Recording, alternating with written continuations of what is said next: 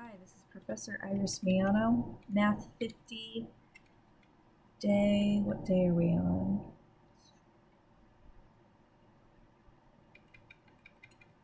12, it looks like, Day 12 lecture on sections 3.1 and 3.2. So we're going to continue our discussion, getting into more statistical elements, the very minimum basics here.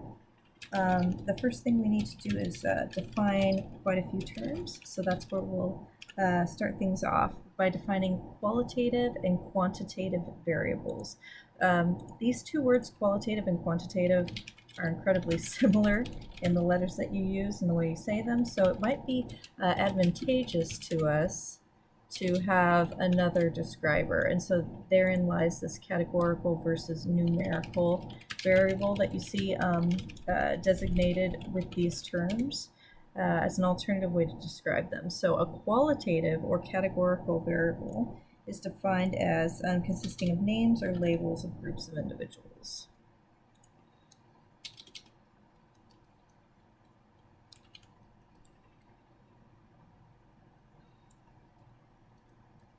Consisting of names or labels of groups of individuals.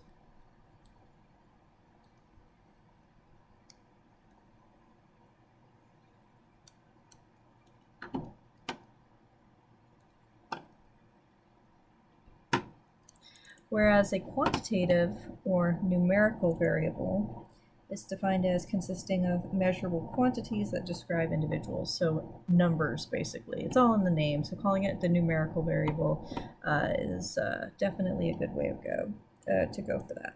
So it's defined again as consisting of measurable quantities.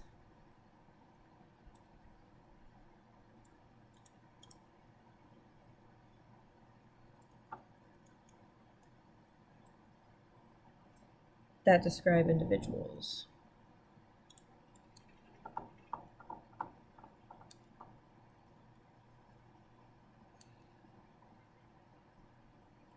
Okay, let's see what we can glean from this in regard to this next example. We have three different types of variables being described, and we want to categorize them as either quantitative or categorical, or numerical or quantitative. Okay, so the salary of a person's salary is in dollars. It is described by some numerical value, so definitely I would call this a numerical, or quantitative variable.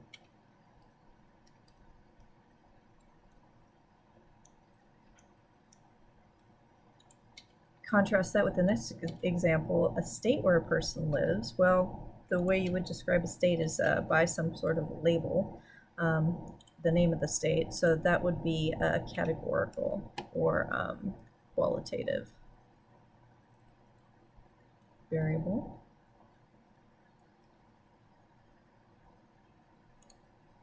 And then lastly, this third example, a variable consisting of zeros and ones, where 0 stands for a full-time student and 1 stands for a part-time student. I would call this a categorical or qualitative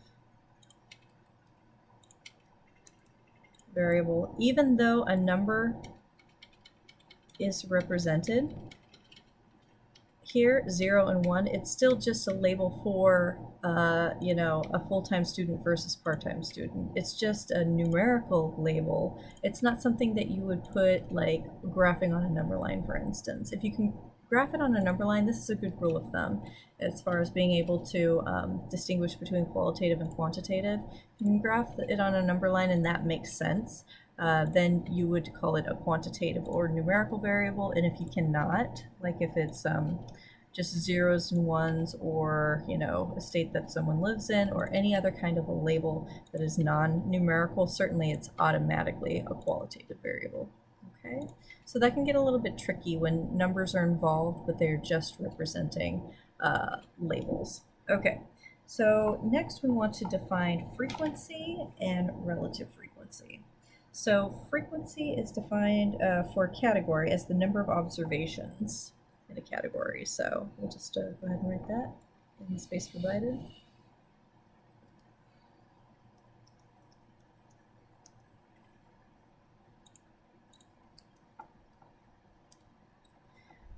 Okay, where a relative frequency is a proportion. What is that proportion? It's the frequency of a particular category over the total number of observations. So we could just say it's a proportion. And that proportion looks like this.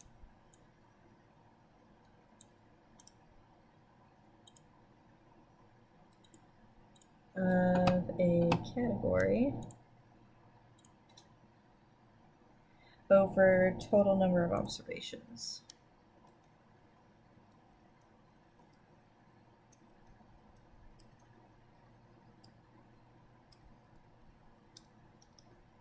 Okay. We're going to need this in order to entertain the next example here. Notice that we're given a chart that contains survey results of a statistics class that was asked about their favorite movie genres. So these are all of the results. It looks like we have 1, 2, 3, 4, 5, 6, and the number of rows 1, 2, 3, 4, 5, 6, 7 columns. So that'll be 42 observations in all. So let's keep that in mind. Maybe I'll write that off to the side. Observations total. That'll be something that we want to note, because we're going to create a frequency and a relative frequency table of the qualitative data. Okay, so let's have at it. Okay, so what we'll want to do here is list all of the different categories. So there is drama, thriller, action,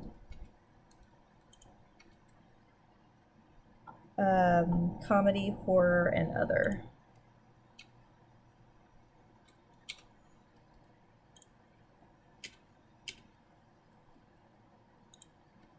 Okay, and to the best of our ability, we're gonna just make some horizontal lines to separate these categories here, and we're going to have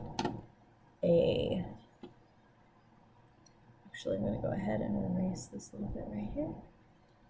Oops, erase it please, because I want to put some column headers. Okay, so we'll have a tally right here. To begin with, frequency. Once we're done with our tally, we'll be able to tell how many were in each category, and then we'll come up with the relative frequency by taking that frequency number and dividing it by 42, essentially. Okay, so for drama, you just want to kind of cross off the drama in the list. This is one way you can do it anyway, and have a tally mark each time you cross it off. So drama, that'll be 1 there. And another one, drama again. Let's scan the next. Oh, there's another drama here. Great. And 1 there. And once you get to 5, the way tally marks usually go is that you cross it off this way. So that's a collection of 5. 1, 2, 3, 4, 5 drama. Results from the survey. Any more? Okay, it looks like there were just 5 total for the drama. Okay, so the frequency is 5. Thriller, let's go ahead and do that one as well. Thriller, there's 1. As soon as you cross it off the list, you can put a single tally mark in that particular box. There's another one. And 2 more. Boop, boop. It looks like there's 4 total for the thriller. And and also we could do relative frequency now as well, doing 5 over 42, which will give us a decimal approximation of 0.119, rounded to the nearest 1,000th, that is. And for 4 over 42, It would be approximately 0.095. Okay, action. Continuing on here, we have 1 in that first column, another one there. Oop.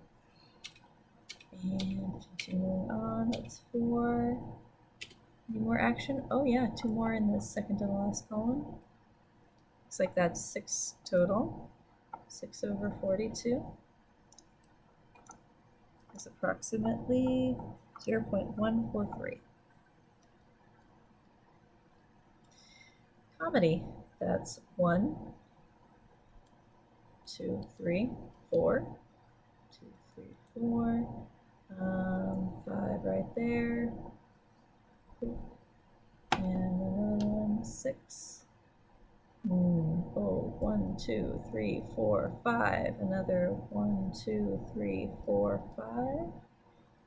Another one there. And 1, 2, 3, 4. 1, 2, 3, 4. It looks like that is a grand total of 16 for comedy.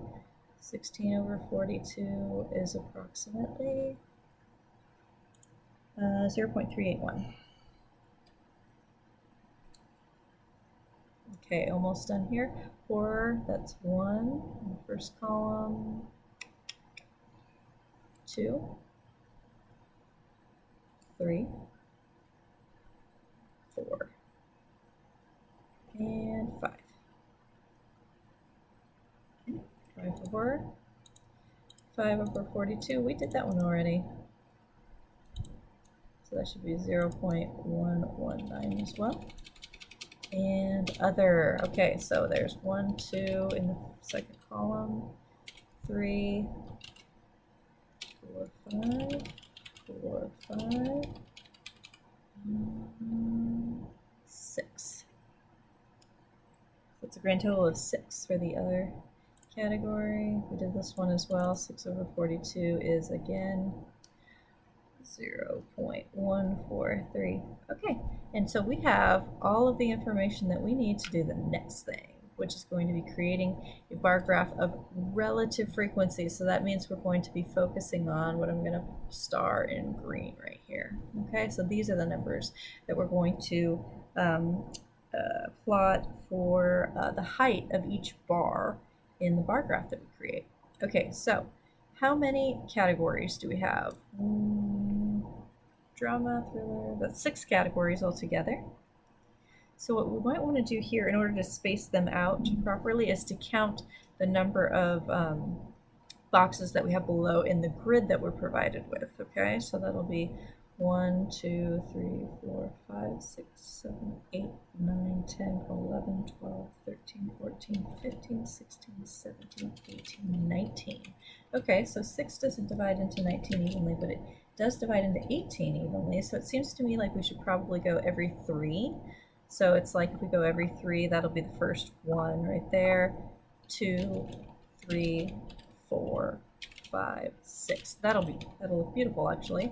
We'll have just a little bit of space left over at the end. No problems there. Okay, so here is where we'll plot. Oh, let me actually change up the color. I want to go back to this maroon kind of color, and this is where we'll put drama. And then 3 more over, and we'll put what's the next one? Thriller, and then action.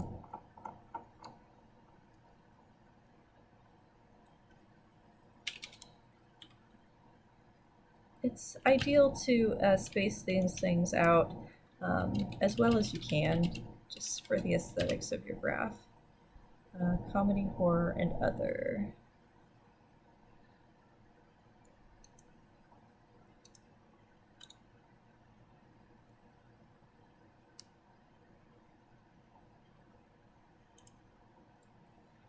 Okay, so we could safely both sides just kind of make it like a 2 square wide, and then we'll figure out what would be appropriate. So these are all of the genres. And then up here on the vertical axis, we're going to go relative frequency.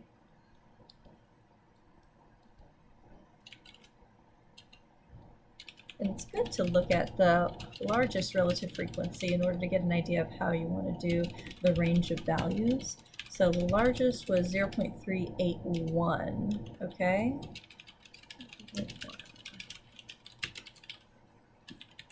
So I'm thinking, let's see, how many squares do we have for the height? We have 1, 2, 3, 4, 5, 6, 7, 8, 9, 10.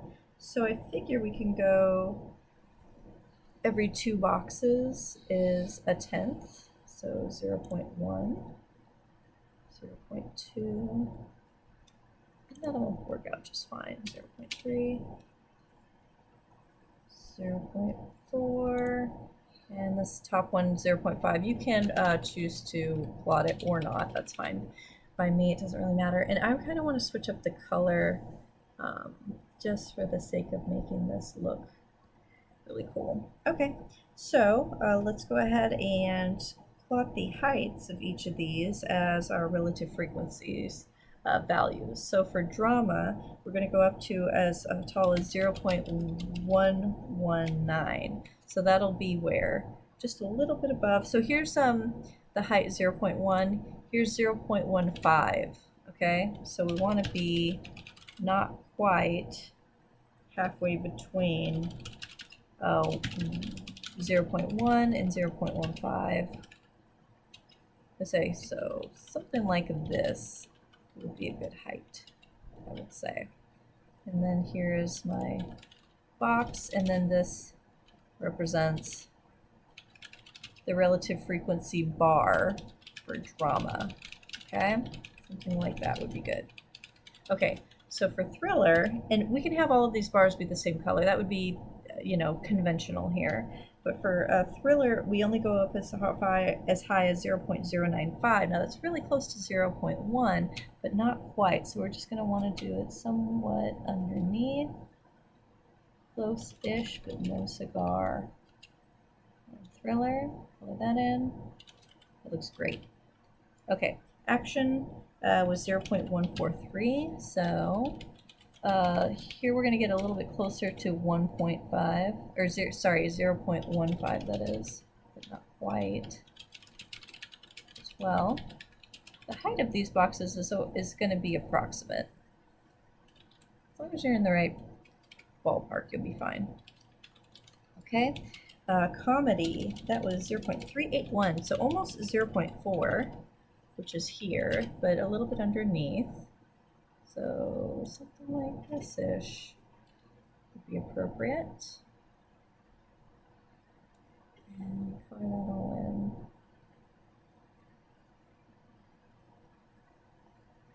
Great. Horror, 0.119. So that was the same height as drama. So just try and line those up as best you can. Something like so would be appropriate. And then we saw the same value in other as we did action, so we'll try and line those up as well. And there you have it. There's your relative frequency bar graph. Okay. And I think that's a wrap for 3.1. Okay, so in the next section, we're going to get deep into pie charts. As you can see here, we have our first one, we're just jumping straight into an example, and then we're also going to talk about two-way tables. So that'll be an appropriate representation of data for when you have more than one variable in play, okay? So, but for pie charts, it's when you have one variable with, you can have as many different categories as you have colors, so that'll be the different slices of the pie. In any event, let's go ahead and take a look at this pie chart, which is representing restaurants with the best burger, according to some survey. Which fast food makes the best burger? The responses to surveyed Americans are presented in the pie chart here. So the restaurants that made the categories are Burger King, Five Guys, In-N-Out, McDonald's, Wendy's, and other. Other being a cachet of other restaurants that aren't explicitly mentioned. Cool. So for part A, we want to find the percentage of respondents who said Five Guys or In-N-Out have the best burgers. When you see this word or, this means add the percentages of the categories, respondents' percentages in question. Okay. And so we'll talk more about or versus and in the two-way table and how that gets divvied out. Now there's no and situation when it comes to pie charts, and this is going to come up a little bit later on in a different example. But every single respondent in this survey was just one particular answer. Like every observation in the survey falls into one of these categories. There's no overlap between them, okay? So there's no one that responded, oh, my favorite burger place is McDonald's and it's Five Guys at the same time. No, everybody just individually responded with a single restaurant, okay, just to be clear. But if we want to see how many people liked, said Five Guys or In-N-Out, then we take all of the Five Guys percentages and we add that to all of the In-N-Out percentages, and we get, what, 24%, if I'm not mistaken? Yeah. And we should get into the habit of responding in a full English language sentence, mostly because we're presented with the question in English. So we'll say, we could say 24% responded with Five Guys or In-N-Out.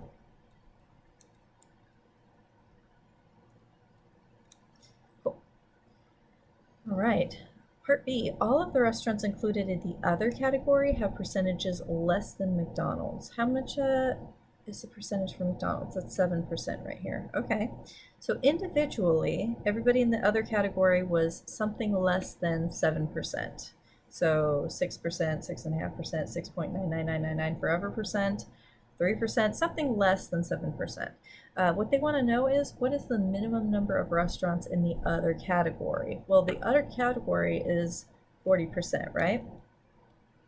Okay, and if each of the individuals in there are 7% or less, we can kind of get an idea of what ratio we're talking about here. What's 40 divided by 7? Well, that's 5.714, blah, blah, blah, blah, blah, blah, blah, right? So if we wanted to, so this will tell us about how many would be the, like if they were all exactly 7%, this is how many restaurants, excuse me, yeah, how many categories, other restaurants we would expect. But since it's not a whole number, we want to round.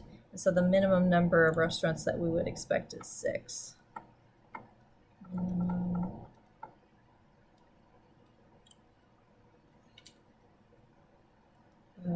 Restaurants in the other category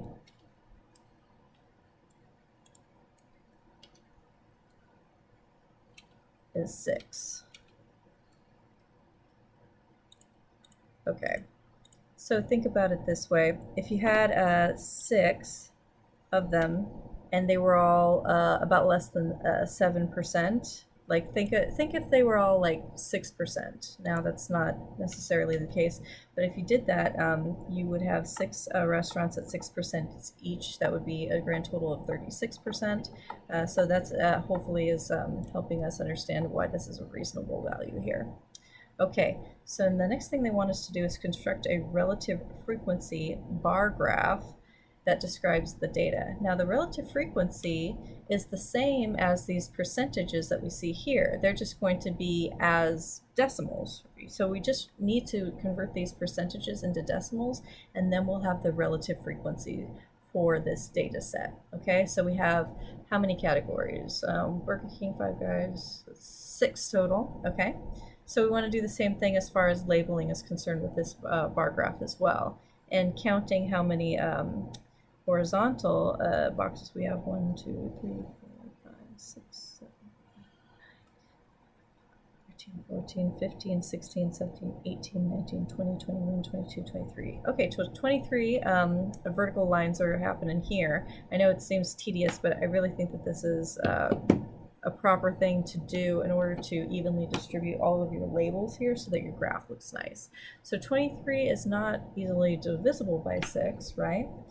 But it's pretty close to 24. So we might say, oh, maybe we'll space them out by 4s and see what happens. But if you do that, you're going to find that you have no, space left at the end. You're going to want more boxes on top. So I found that if I just move in one spot and then go by 3s, it actually spaces out quite nicely. So go in by 1 and then by 3s and put a tick mark here, and then 3 more, a tick mark there, a tick mark there, 2, until you have 6 of them. So that's 1, 2, 3, 4, 5, and 6. So that's where our labels will go. And notice that you have the same amount of empty space on either end. You have the 4 and the 4. So, it's not necessarily intuitive to know to do that.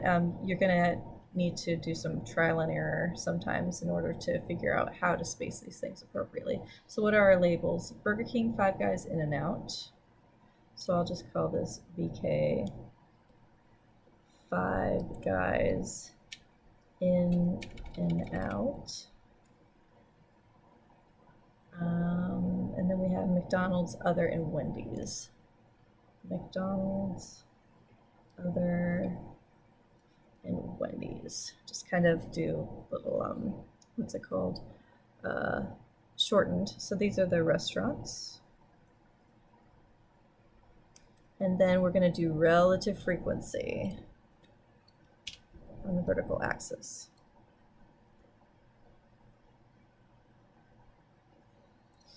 And, well, what are our highest values? We go all the way up to 40%. That's the other category. So, and how many tick marks do we have here?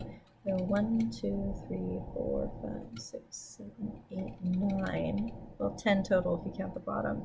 So I think by 2s, 10% would be fine. So here's 0.1, 0.2, 0.3, 0.4 would be fine. And of course 0 is just right there, but that's probably goes without saying. Okay, so let's get a new color going, something that's a good contrast. Maybe we'll go red, contrast it well with the blue. And let's go ahead and plot the heights here. So for Burger King, that's 15%. That'll be exactly halfway up. Between 0.1 and 0.2, because 15% is 0.15, right, as a decimal. It's Burger King. Five Guys was also 15%, so same height. Five Guys. In and Out, 9%, so just below 0.1. McDonald's was, I think, 7% if memory serves, so even lower.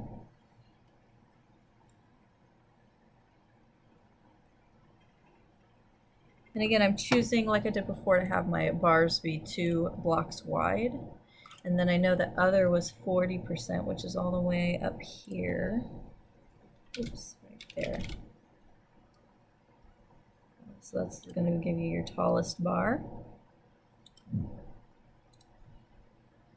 And Wendy's, 14%. So just shy of this right here. Oops. Let's erase that one bit right there. Try that one more time.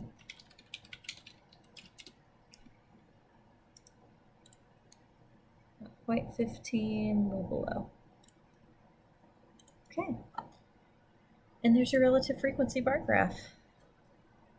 For part D, it asks, does the pie chart contain more, less, or the same information as the bar graph?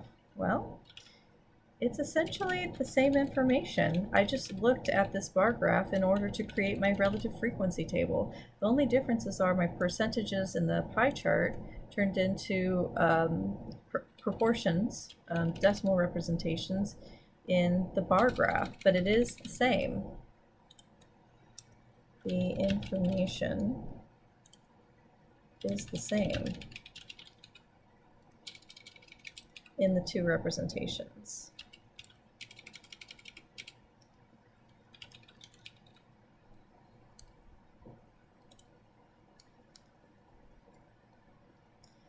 The values merely got converted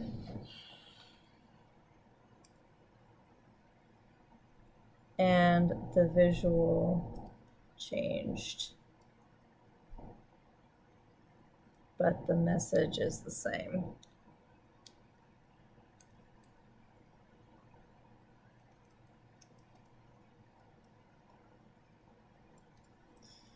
Okay, great.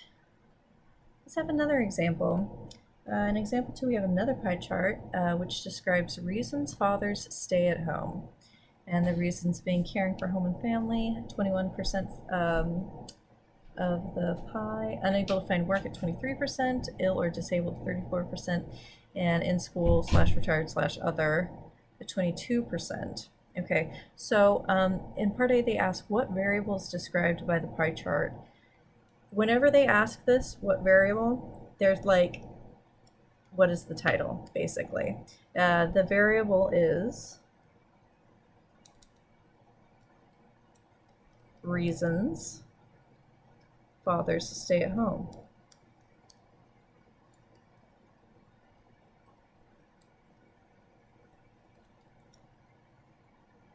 The values of that variable that are possible, are they numerical? Are they something that you could graph on a number line? Or are they labels, like actual written words describing the different categories? Well, that'll allow us to determine if it's qualitative or quantitative, irrespectively. This is definitely qualitative, okay, as far as the variable is concerned, because the reasons are, simply put, labels and not numbers. There are numbers associated with the, percentages of the responses that make up the categories here, but it is they are labeled according to actual written words. So the variable is reasons fathers stay at home, and the variable is qualitative or categorical. A father might stay at home for multiple reasons, it says in part B. For example, a father might stay at home because he is ill or because he can't find work. How can we tell from the pie chart that for each father only one has been described?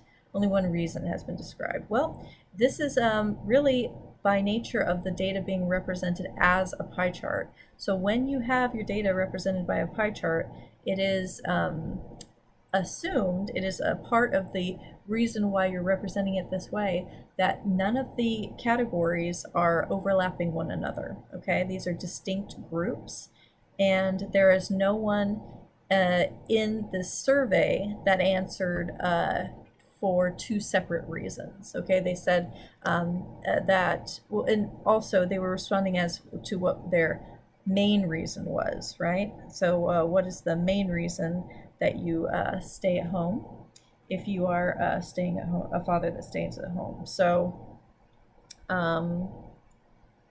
So that's what we're going to assume here, all right? And where did I get this phrase main reason from? Well, I guess really it's from part C, which we haven't gotten to yet, but that's, I guess, implicit here. Okay, so how can we tell from the pie chart? The pie chart itself lets us know that hold on, let me make the grammar a little bit better. Lets us know that no response covered more than one category.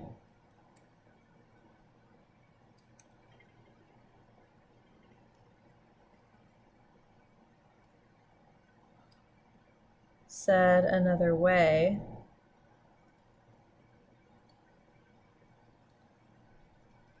none of the pie slices overlap.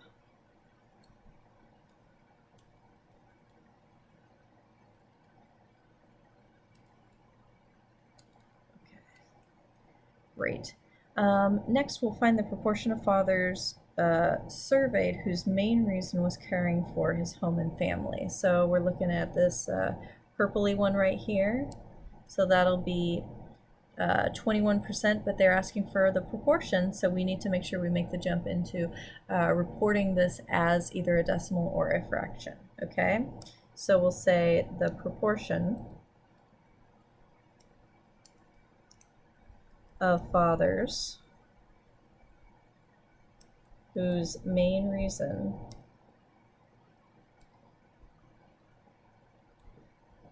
for staying home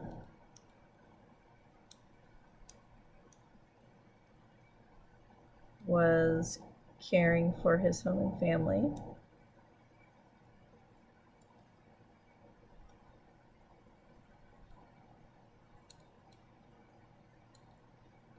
was 0.21. Yikes. Quite a long-winded answer. Okay, right? It was 21%? Yes, indeed. Okay.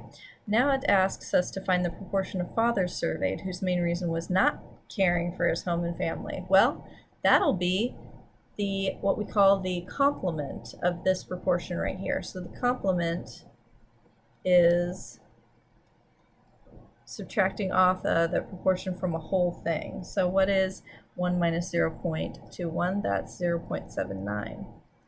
So, and I'll put parentheses complement.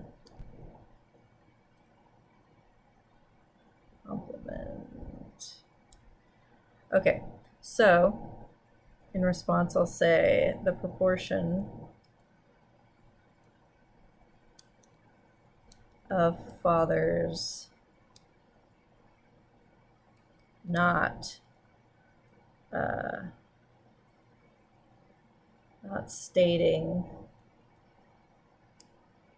caring for home and family as their reason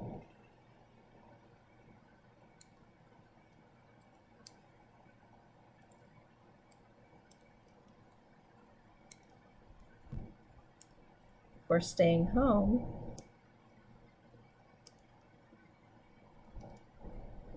is 0.79.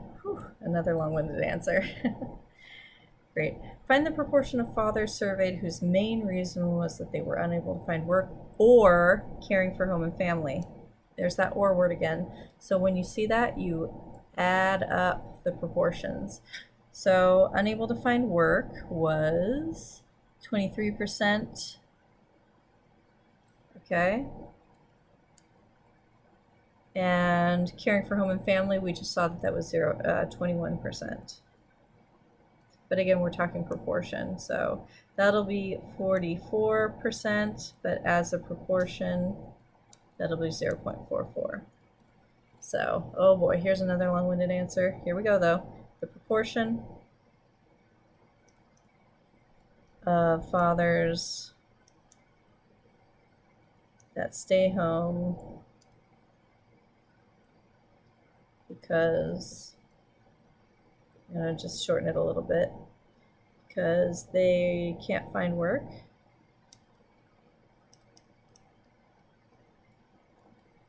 Or are caring for home and family.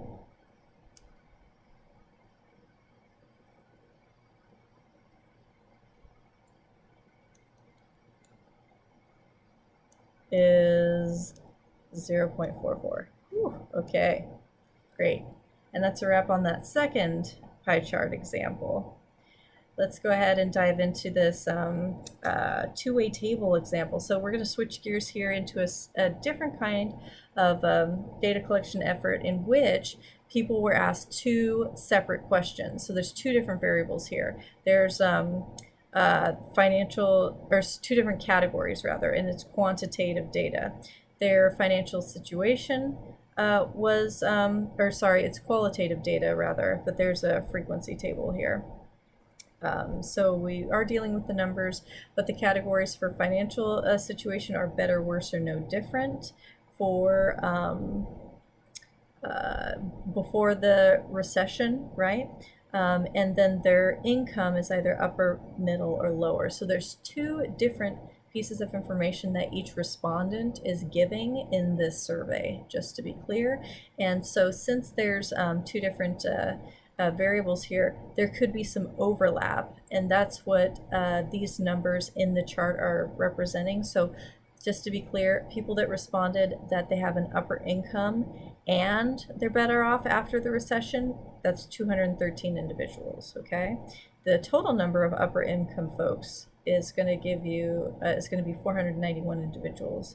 You're going to add all of these numbers together in this first row, and that's how you'll get it. So you have a bunch of additions that have already been made by row and column here, and then 2,397, that's the total number of respondents in the entire survey. Okay, so having that said, let's go ahead and answer some questions about this two-way table. What proportion of those surveyed have financial situations that are no different than before the recession? So no different, it's going to be here. The total number of no different of the upper, middle, and lower income is 509 folks. And then of those surveyed is the bottom half of this ratio, the 2,397 people, okay? So again, what proportion of those surveyed, so of those surveyed is this division bar in the 2397, have financial situations that are no different since before the recession. So we need to add up this entire column, which they already did with the 509. So reach for your calculator at this point and go 509 divided by 2397, and you'll get approximately, we'll go ahead and go 3 decimal places, 0.212. 3 decimal places is kind of the convention if there no other thing is specified as far as how much to round, like where to stop with your decimal expansion. And so we'll say 0.212 is the proportion. Oops, go back. Let's erase that. The proportion of surveyors, survey respondents, we'll say, that have unchanged financial situations.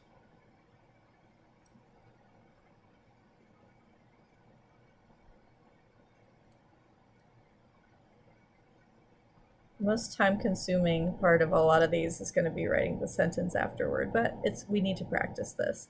Okay, for part B, what proportion of the upper income adults, how many upper income adults are there? 491. So right off the bat, I'm going to put that as my denominator. It says, what proportion of the upper income adults' financial situations are better than before the recession started? Better and upper income, that's 213. So we have a combination platter here. We need to stay within upper income. We need the total of that, but then we need to focus on, in regard to our proportion, 213 out of the 491. So go ahead and grab your calculator and figure out what that decimal is going to be. That's about 0.434. So 0.434 is the proportion of upper income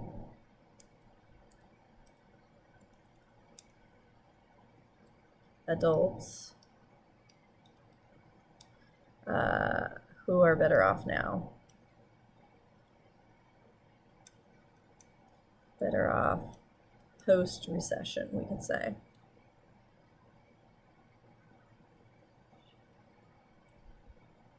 Okay. What proportion of the adults are middle income or have financial situations that are worse than before the recession started? So here we cannot just simply add these two totals together. Nope. We are going to need to subtract off the overlap, okay, which is that's the challenging thing about what we're going to be dealing with here. But we are talking about the adults, the adults, which is to say, sorry, let me erase that. The entire respondents here, which was 2,397 people. But what goes on, like how many people are we grabbing to represent middle income or financial status that's worse? So go to the total for worse, go for the total for middle income. So that'll be a 1,102 and 1,249 respectively. So add those together, but then subtract off their overlap of 541. Okay, that's what we need to put in the numerators. Let me try and put all this together. All right, so that'll be the number of worse off people, 1,102, plus the number of middle income people, 1,249, minus the overlap. These are the number of people, 541 people, that are both middle income and worse off at the same time. So you can reach for your calculator here, and I'm just going to give you the final value after I simplify this all down to 501 divided by 2397. So you should get 0.755. So 0.755, let's full sentence this bad boy, is the proportion of adults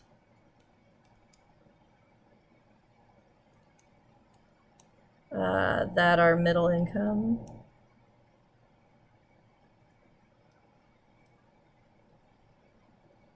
or worse off. Worse. Okay, great. Okay, last problem, and then we're done for lecture. Quite a long one, I think this has become. Now let's take the same categories of people: middle income, financial situations worse off, but what proportion of them are in both camps? So this is where you'll take the 541, the overlap, and put that in a proportion with all of the respondents possible. 2, 3 minutes.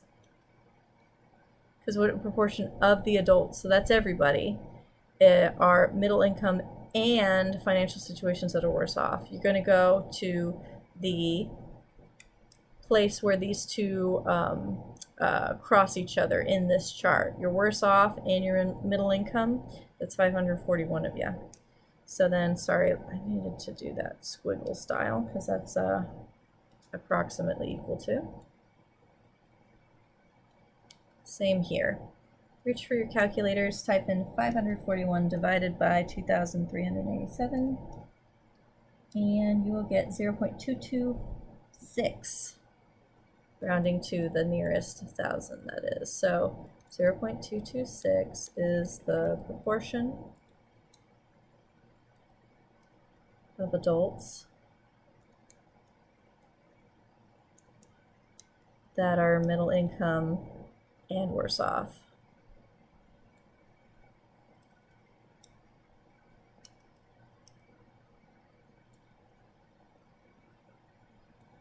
So as you can see, the difference between the word and the word of, it makes, there's a world of difference. There's, you know, close to 50% difference if you want to be putting a number on it in regard to this specific situation. So definitely be careful when you're working with these numbers, or sorry, when you're working with these words here, and make sure you understand the difference. That is it for now. Let's go ahead and have a discussion in class.